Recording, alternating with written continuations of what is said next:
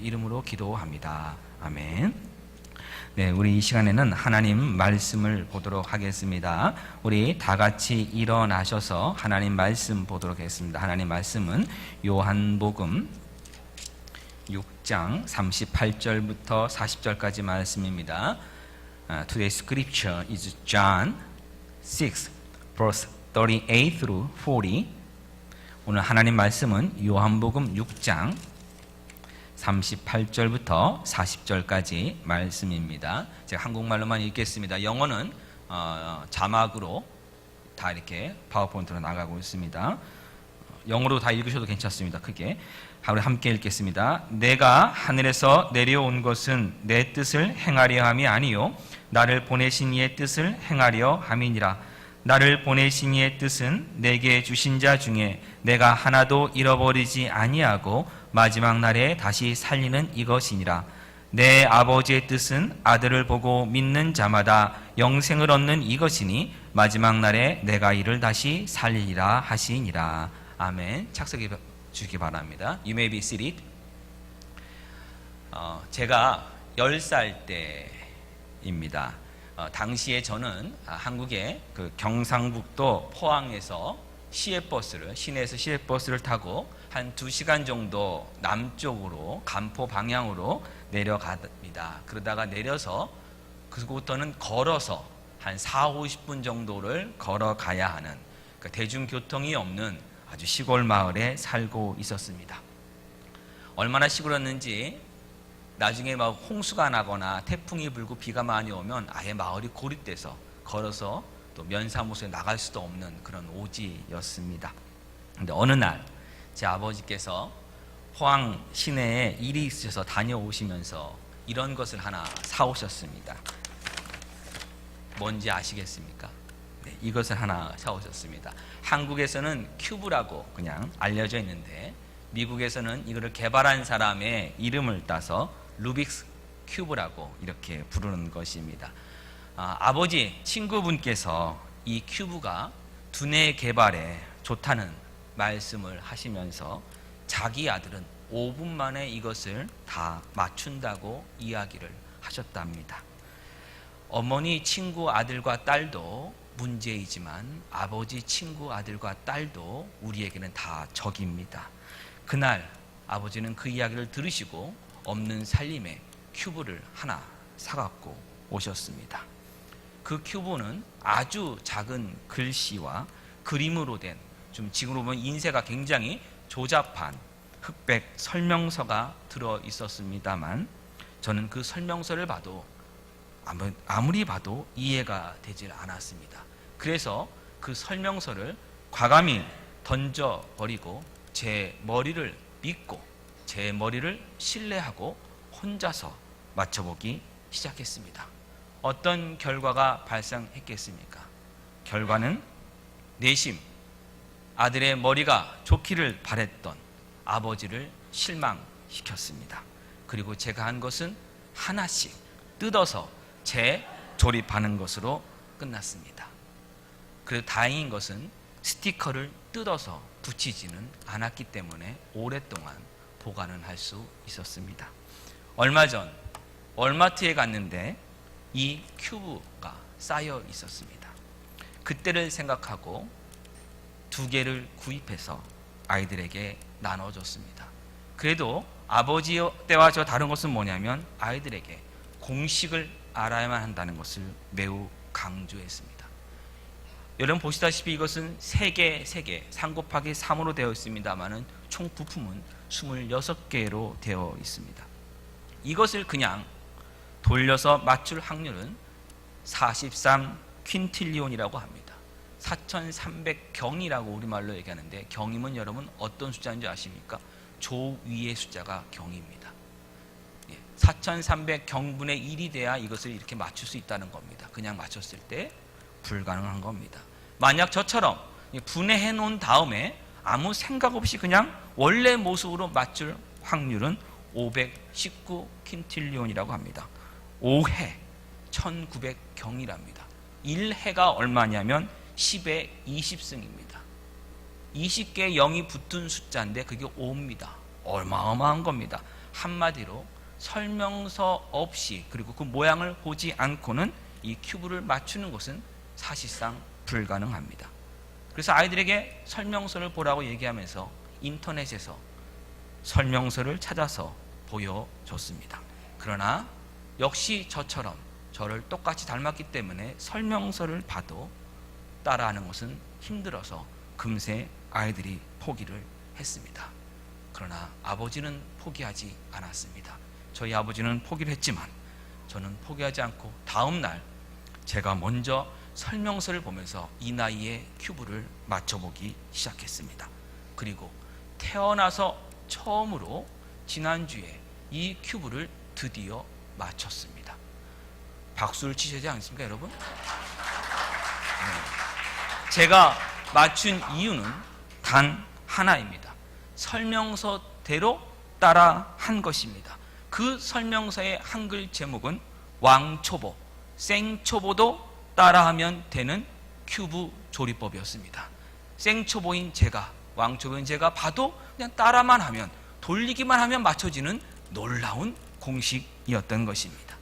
앞에서 말씀드린 대로 분해되어 있는 이 큐브 조각들이 자기들끼리 모여서 완성된 이 큐브 블락이 되는 것은 불가능합니다. 그 말은 무엇이냐면 이 큐브를 발명한 사람이 있다는 것을 의미합니다. 이 큐브를 발명한 사람은 루빅스라고 하는 헝가리의 건축학, 디자인 교수였습니다. 그래서 그 사람 이름을 따서 이것을 지금 루빅스 큐브라고 부르는 것입니다. 이 루빅스 교수는 학생들에게 어떠한 전체 구조물이 분해하지 않고 독립적으로 움직여서 어떤 구조에 갖고 있는 문제를 해결하는 그 방법을 찾는 것을 도와주려고 이 큐브를 발명했습니다. 이처럼 모든 발명품은 발명가가 특별한 목적을 가지고 만든 것입니다. 그러면 사람은 어떻겠습니까? 전지전능한 창조주 없이 사람이 생기는 것은 불가능합니다. 핵물리학자이자 생물정보학자인 박사 한 분이 있습니다. 이분은 사실 다윈의 진화론을 지지하는 진화론자입니다. 그런데 그가 매우 흥미로운 연구 결과를 내놓았습니다. 비물질에서 세포, 생명이 있는 세포로 바뀔 확률은 무지 길기 때문에 그냥 제가 보고 읽겠습니다. 2.3 곱하기 100억 곱하기 10의 75승이랍니다. 아까 1해가 얼마라고 그랬죠? 1의 20승이요. 1의 20승. 그것도 우리는 불가능한 거 아닙니까? 우리 생전에 그거는 상상도 할 수 없는 건데 10의 75승 곱하기 100억, 거기다 또 100억 곱하고 2.3을 곱하는 게 비물질에서 세포가 만들어질 확률이라고 진화론자가 이야기를 했습니다. 그런가 하면 예일대학에서 모든 학위를 다 마치고 학부도 마치고 대학원도 마치고 박사학위도 마치고 심지어는 예일대학에서 오랫동안 교수를 해서 예일대학 사람이라고 불릴 만한 이 헬로드 모르위츠 박사는 생물 물리학자입니다. 그래서 이분이 미국의 항공우주국, 나사로 유명한 이 항공우주국에서 생물의 연력학을 연구를 하면서 가장 간단한 구조를 가진 생명체에 대한 이론적 연구를 많이 하셨습니다. 근데 그의 연구 결과 중에 하나는 뭐냐면 이론적으로 말해서 가장 작을 수 있는 생명체의 평균 크기의 단백질 분자 하나가 만약에 오직 왼손잡이 아미노산은 무슨 말인지 모르겠어요. 저도 아무튼 그런 게 있답니다. 레프트 핸디드 아미노라는데 이게 뭔지는 몰라요. 이것을 가질 확률이 10배 123분의 1이랍니다. 그냥 한마디로 불가능하다는 겁니다. 가장 간단한 생명체 구조인데도 우연에 의해서 진화하는 것은 확률적으로 불가능합니다. 성경은 하나님께서 하나님의 영광을 위해서 사람을 창조하셨다고 선언합니다. 이사야 43장 7절 말씀입니다. 내 이름으로 불려지는 모든 자 곧 내가 내 영광을 위하여 창조한 자를 오게 하라. 그를 내가 지었고 그를 내가 만들었느니라. 그렇기에 우리가 사람을 알기 위해서는 성경을 봐야 합니다. 하나님이 우리를 만드셨기 때문에 우리는 성경을 봐야 합니다. 그러나 우리들은 하나님이 우리를 만드신 그 목적, 하나님의 영광을 만드신 그 목적을 거부했습니다. 성경은 이것을 죄라고 부릅니다. 로마서 3장 23절은 그래서 모든 사람이 죄를 범하였음에 하나님의 영광에 이르지 못했다고 말씀합니다. 우리가 설명서 없이는 이 망가진 큐브를, 모양이 바뀌어진 이 큐브를 풀 수 없는 것처럼 죄를 해결하기 위해서는 구원자가 필요합니다. 우리 힘과 우리 노력으로 죄를 해결할 수 없기 때문입니다. 하나님께서는 소망 없는 우리를 불쌍히 여기셔서 우리를 죄에서 구원할 구원자를 보내셨습니다. 그분이 바로 예수 그리스도십니다. 요한복음 3장 10절을 말씀합니다. 하나님이 세상을 이처럼 사랑하사 독생자를 주셨으니 이는 그를 믿는 자마다 멸망치 않고 구원을 얻게 하려 하심이니라. 마태복음 1장 21절은 예수님이 이 땅에 오신 예수라는 그 이름의 뜻을 이렇게 얘기합니다. 아들을 낳으리니 그 이름을 예수라 하라. 이는 그가 자기 백성을 그들의 죄에서 구원할 자이심이라. 예수님만이 구원자이십니다. 그럼 예수님이 우리를 죄에서 구원하시기 위해서라면 예수님은 죄가 없으셔야 합니다. 죄가 있는 사람이 다른 사람의 죄를 해결해 줄 수 없기 때문입니다. 예수님이 이 땅의 모든 삶을 다 하나님의 영광만을 위해 사셨습니다. 사람이 만들어진 목적은, 하나님이 우리를 만드신 목적은 하나님의 영광을 위해서 만드셨다고 분명히 말씀했습니다. 예수님이 이 땅에 사람의 몸을 입고 오셔서 사람으로 사실 때 바로 하나님의 그 창조 목적인 하나님의 영광만을 위해서 하셨습니다. 요한복음 17장 4절은 말씀합니다. 아버지께서 내게 하라고 주신 일을 내가 이루어 아버지를 이 세상에서 영화롭게 하였사오니.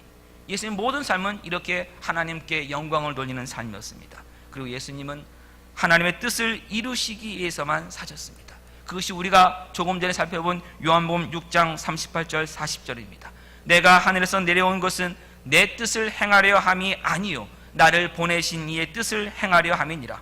나를 보내신 이의 뜻은 내게 주신 자 중에 내가 하나도 잃어버리지 아니하고 마지막 날에 다시 살리는 이것이니라. 내 아버지의 뜻은 아들로 보고 믿는 자마다 영생을 얻게 하려는 이것이니 마지막 날에 내가 이를 다시 살리리라 하시니라. 그렇기에 예수님을 구원자로 믿지 않는 것은 하나님의 뜻을 저버리는 것이고 그것이 바로 죄입니다. 그래서 요한복음 16장 9절은 죄에 대하려 함은 그들이 나를 믿지 아니함이라고 했습니다. 어떤 분은 말할지 모릅니다. 저는 죄가 없습니다. 저는 큰 잘못 범하지 않았습니다. 아닙니다. 성경 분명히 말씀합니다. 예수님 믿지 않는 것이 죄입니다. 하나님께서 예수님을 통해서 하나님의 뜻을 이루시기로 작정하셨고 그 일을 행하고 계시기 때문입니다. 예수님 우리의 모든 죄값을 짊어지시고 십자가에서 죽으심으로 우리 죄값을 다 치러 주셨습니다. 그렇기에 예수님 외에는, 예수의 십자가 외에는 구원의 길은 없습니다. 예수님 믿지 않고 구원을 받을 수 없습니다. 사도행전 4장 12절은 분명히 말씀합니다. 다른 이로서는 구원을 받을 수 없나니 천하 사람 중에 구원을 받을 만한 다른 이름을 우리에게 주신 일이 없음이라 하였더라. 사도행전 2장 21절과 로마서 10장 13절은 또 말씀합니다. 누구든지 주의 이름을, 예수의 이름을 부르는 자는 구원을 받으리라. 오직 예수님만이 우리를 구원할 수 있습니다. 설명서를 보며 이 큐브를 마치기 시작하는데 그 설명서에서 매우 흥미로운 것 하나를 발견하게 되었습니다. 그 설명서, 생초보, 왕초보도 따라만 하면 된다는 그 설명서에서 가장 쉬운 방법을 알려주는데 그 쉬운 방법의 첫 번째 단계가 무엇이었냐면 한쪽 면에 이렇게 십자가를 만드는 것이었습니다. 이 십자가를 만들 때 이것을 만들어갈 수 있는 것입니다. 그리고 한참을 조립한 다음에 맞춰간 다음에 마지막 또 한 번의 고비가 있습니다. 그 마지막 맞출 때도 결국 무엇을 해야 되냐면 거의 다 일부러 맞춰왔습니다. 설명서 보면 이것이 이렇게 변화가 되면서 맞춰진다는 것을 보여드리려고 갖고 왔습니다.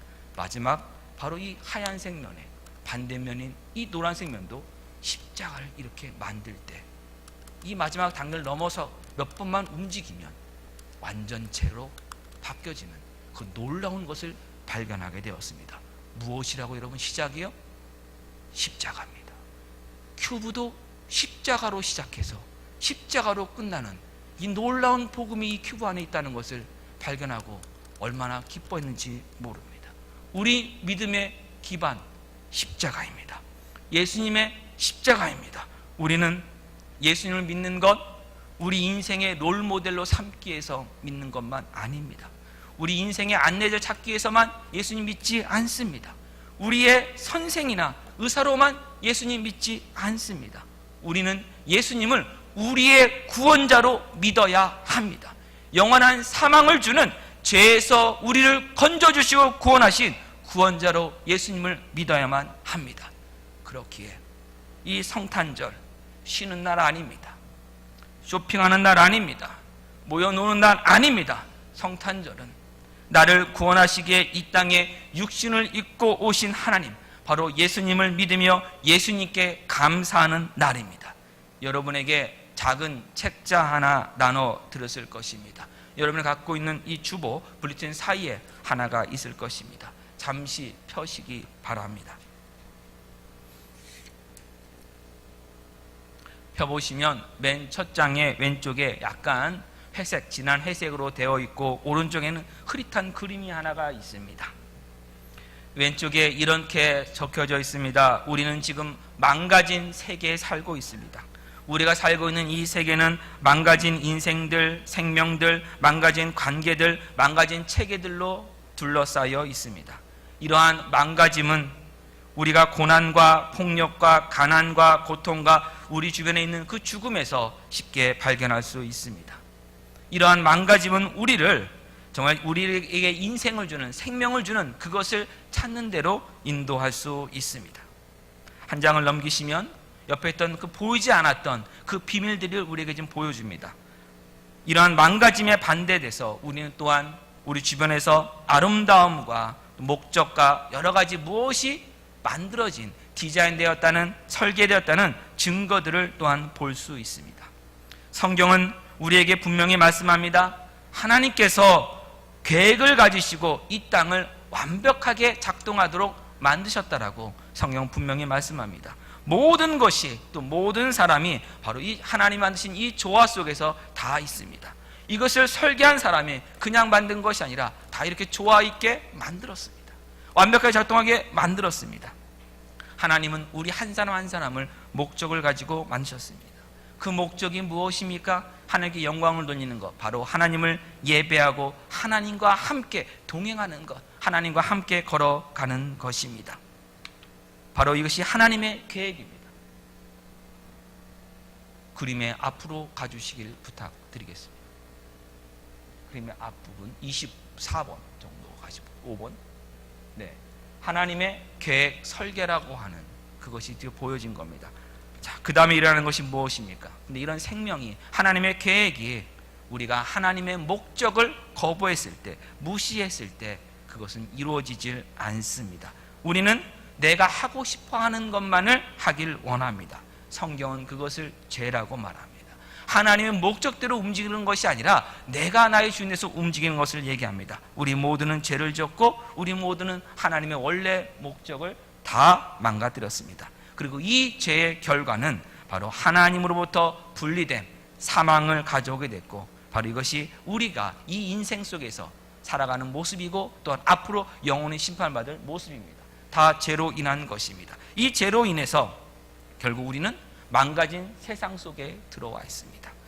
이 모두 우리 주변에서는 이 망가진 것들을 다 쉽게 볼 수 있습니다. 우리가 하나님의 이 영생 생명이 우리 가운데서 일하고 있지 않다는 것을 알게 되었을 때 우리는 이제 찾아가야 됩니다. 여러 가지 많은 방법으로 이 문제를 해결하려고 노력합니다. 우리 자신의 힘으로 한번 해보겠다고 말합니다. 그러나 이런 망가짐은 결국 우리를 어디로 이끄냐 하면은 누군가, 나의 힘과 능력보다 더 뛰어난 누군가가 나를 도와줘야 한다는 그 결론으로 우리를 이끌어 갑니다. 우리 힘으로는 이 일을 할 수가 없기 때문입니다. 바로 이때 하나님께서 이 시점에서 우리에게 치료책을 주셨습니다. 해결책을 주셨습니다. 바로 이것이 복음입니다. 하나님께서 하나님의 그 크신 사랑으로 우리를 더 이상 이 망가짐 속에 남겨두질 않으셨습니다. 바로 예수 그리스도, 사람의 몸으로 오신 하나님께서 우리에게 오셔서 하나님의 디자인에 따라, 하나님의 설계에 따라, 하나님의 목적에 따라 완벽한 인생을 사셨습니다. 예수님 우리를 구원하기에 오셨습니다. 그래서 우리가 할 수 없는 그 모든 것에서 우리를 예수님은 구원하여 주셨고 그 일을 행하여 주셨습니다. 우리의 모든 죄를 짊어지셨고 우리의 수치와 우리의 부끄러움도 십자가에서 다 짊어지셨고 우리의 죄의 값을 예수님의 죽음으로써 그 값을 다 치러 주셨습니다.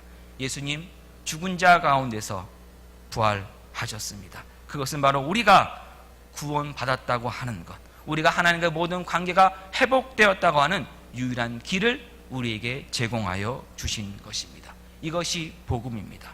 그러나 이 복음을 단순히 듣는 것만으로는 충분하지 않습니다.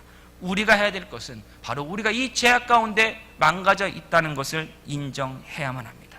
그리고 우리 자신을 신뢰했던 것을 인정해야만 합니다.